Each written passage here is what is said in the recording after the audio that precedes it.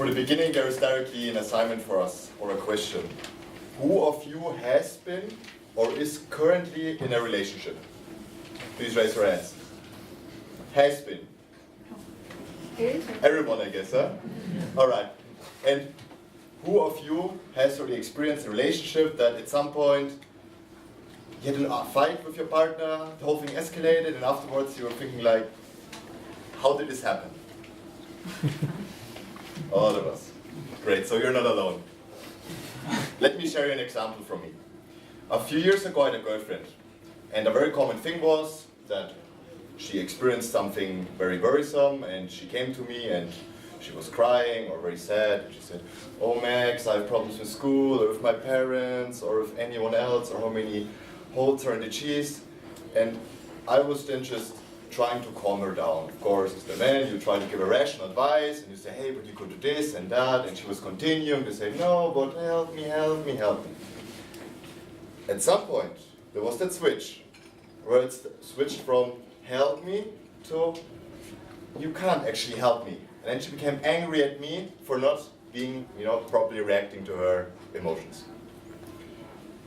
I don't have to tell you, she's now my ex-girlfriend. And I always had problems really understanding what happened. Until 1 year ago, or 1 year after, excuse me, I heard about the concept of the drama triangle from Karpman. And before I explain this concept, I would just quickly like to, from the psychological perspective, explain why humans tend to like drama and why it often occurs that small situations get quite big. In general, we humans have a psychological need for stimulation. And we usually say that any type of stimulation is better than no stimulation. So I would rather have every day a fight with the people at my work than not going to work at all and being isolated in a room. I think we all can kind of relate to that. Also, another reason would be that from our parents already, we learned certain behaviors, certain arguments, certain ways how we kind of get into a situation where at some point drama occurs. So, dear Toastmasters, dear guests, I would just like to share the idea of Karpman. He developed the drama triangle in the 1960s, and I hope this is probably too far away for you in the back, but let me explain it. He basically said that in every drama situation, there are basically 3 roles. First of all, the victim. The victim is the person who always says, everything is terrible, and it's so problematic, and I don't know how to help me. And then you also have the rescuer, like me in that case, who says, "Oh, but I can help you, let me take care of that, don't worry, I will help you." And then we also have persecutors. A persecutor in a conflict, a drama triangle, is usually someone who says, "It is your fault," who puts the blame on the other person. Well, to analyze quickly my situation. So in that situation, my ex-girlfriend came as the victim, and she was sad, and I tried to play as the rescuer, tried to help her. And at some point I said there was the switch. Well, the switch was that she switched from the victim position to the persecutor. And she said, "Oh, it is your fault that you can't help me." And then she was angry at me. I could have, and what then happened to me, I switched from the rescuer to the victim position.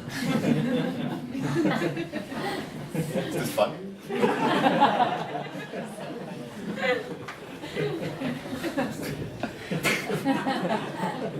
Alright, and an alternative for me is now, okay, I can stay in the victim position, or I turn the whole thing around. I get angry. "Hey, why are you complaining? I just wanted to help you."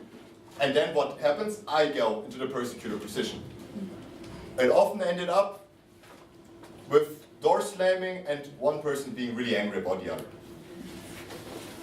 The same situation at work.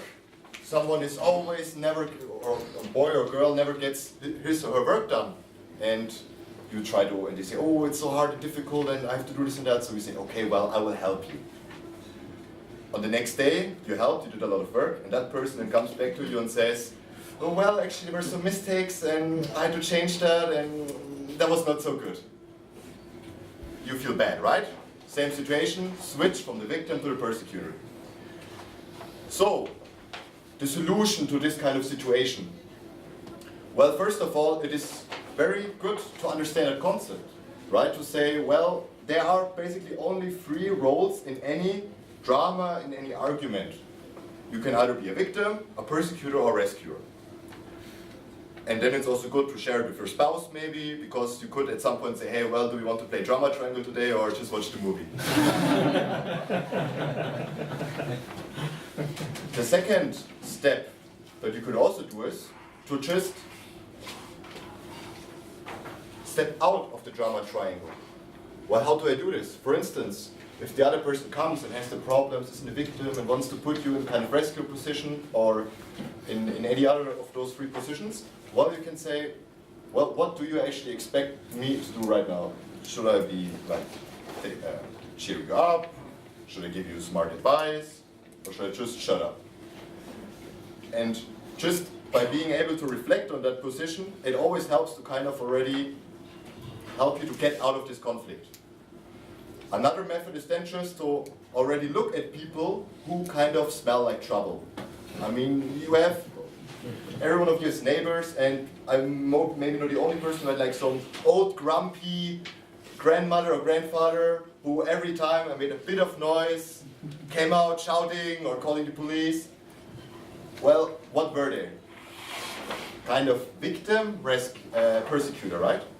And you can also then just get some understanding for them at least. What we said, they need stimulation, and it's also just a cry for help. But in other cases, it's just good to kind of smell what drama the other person wants to put on you, or in what position they would like to put in you. Well, to sum this up, I think it is a great concept. It really helped me, and it really helps to explain really most of the dramas and problems that we have in relationship with other people. And if you have questions to it, please guys, come later to me and I can help you.